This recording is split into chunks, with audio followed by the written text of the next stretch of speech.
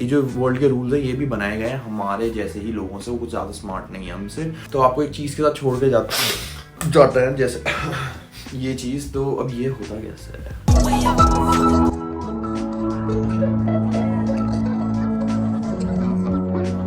बहुत रिसेंटली मुझे TEDx पे बुलाया गया था, TEDx DIT देहरादून में। मेरे सामने 10 या 12 लोग थे क्योंकि कोविड के टाइम के बीच में हुई थी ये चीज़, और सारे आर्मी जनरल ये वो, तो बड़ा प्रेशर था। उन्होंने मुझे एज स्पीकर बुलाया था, तो उन्होंने बोला मैजिक के अलावा भी मुझे एक थीम बनाना है। तो ऑब्वियसली मैजिक मेरा फेवरेट सब्जेक्ट है, पर उससे भी एक स्ट्रॉन्ग सब्जेक्ट है अंडरस्टैंडिंग ऑफ ह्यूमन साइकोलॉजी, कैसे मैजिक के प्रिंसिपल्स यूज़ करके इस दुनिया के लोग आपस में एक दूसरे को मैनिपुलेट करते हैं। कैसे ब्रांडिंग कंपनीज, मीडिया कंपनीज कोई भी चीज़ आपको प्रोडक्ट बेचती है, आपको इन्फ्लुएंस करती है, आप में दिमाग में आपके इम्प्लांट करती है एक नीड, और फिर उस नीड को पूरा करते हैं उस प्रोडक्ट से। तो वो एक बहुत बड़ा मेरे दिमाग में वो था, जैसे फेयरनेस क्रीम। हमें पता ही नहीं कि हम गोरा या काला क्या होता है, पहले हमें नहीं पता था। एक बंदा आया, उसने आपको बोला कि तुम दुखी हो, आपने बोला नहीं मैं तो मतलब दुखी, मतलब मैं तो खुश हूँ, क्या सीन है? तो उसने बोला नहीं नहीं नहीं, उस बंदे को देखो वहाँ पे दिख रहा है वो बंदा। बोलता कौन? देखो बंदा, उसकी स्किन देखो गोरी सी। तो बोलता हाँ बढ़िया है। तो उसने बोला देखो वो खुश है, मतलब उसने बताया कि तुम खुश नहीं हो, वो बंदा खुश है, और ये दिमाग में तुम्हारा इम्प्लांट हुआ और सोसाइटी ने अग्री किया उस ज़्यादा अट्रैक्ट होकर उस बंदे से, तुम्हारे दिमाग में वो कन्फर्मेशन बायस आ गया, अच्छा हाँ ये सब बोल रहे हैं, क्या सीन है। फिर उस बंदे ने बोला अरे डरो मत, मैं हूँ ना, ये देखो ये क्या है मेरे पास। तो क्या है ये?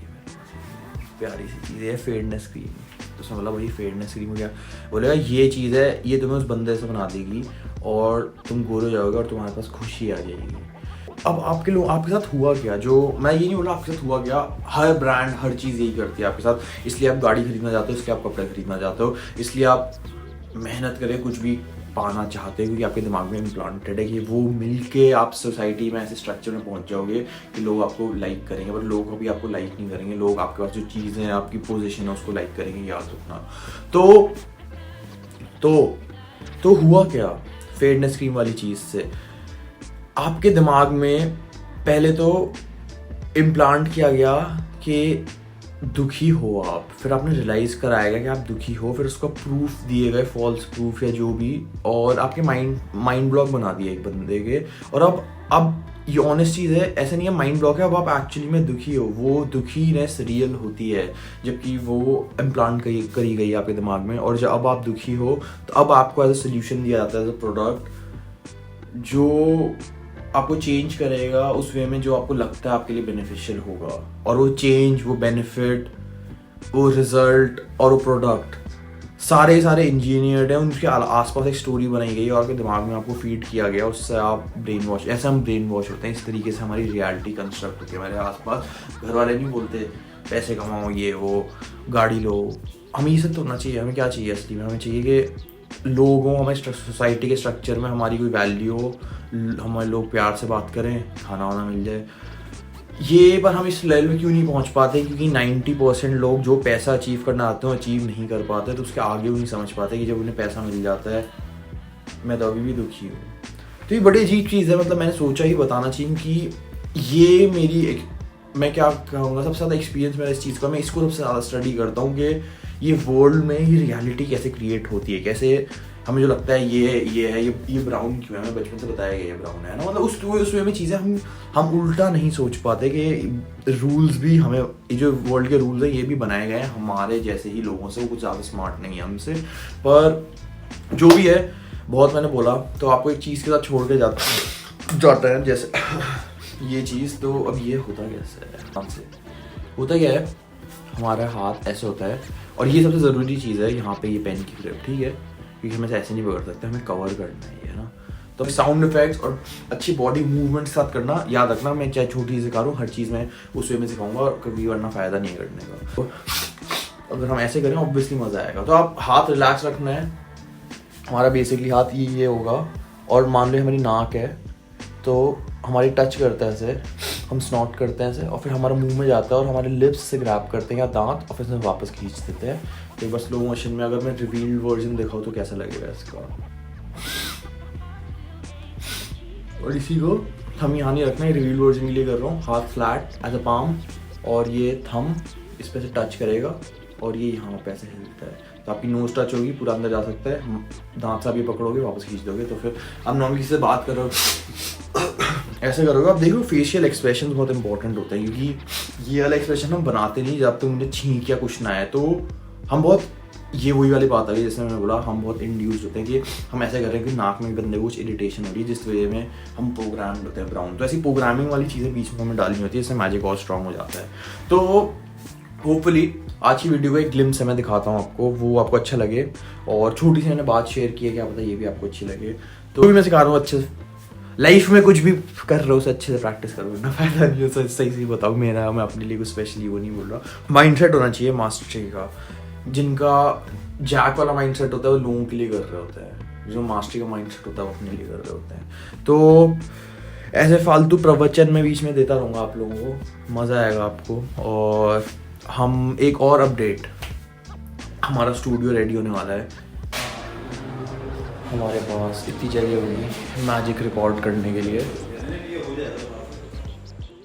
शायद 1 या 2 हफ्ते लगेंगे। बहुत अच्छा एक स्पेस हो जाएगी हमारे पास, हम भाग के शूट वूट कर सकते हैं, और हमारा अच्छा बैकग्राउंड लाइटिंग सब कुछ, बहुत मज़ा आएगा TEDx की वीडियो के बाद। और हम मिलते रहेंगे आगे जैसे मैंने कहा। तो बाय बाय, सी यू नारा।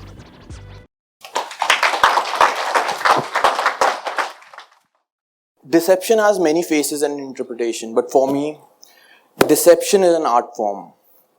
Call it mind reading, call it sleight of hand, call it predicting the future. They're all different branches of the same madness, the madness of directing human awareness.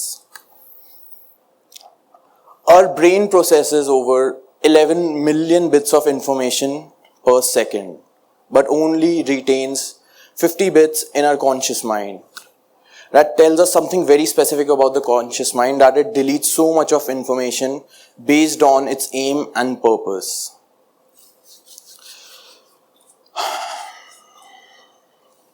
Our conscious mind is very, very selective on the base of aim and purpose in a certain way, and it retains only a bit of information which comes to it from all our senses.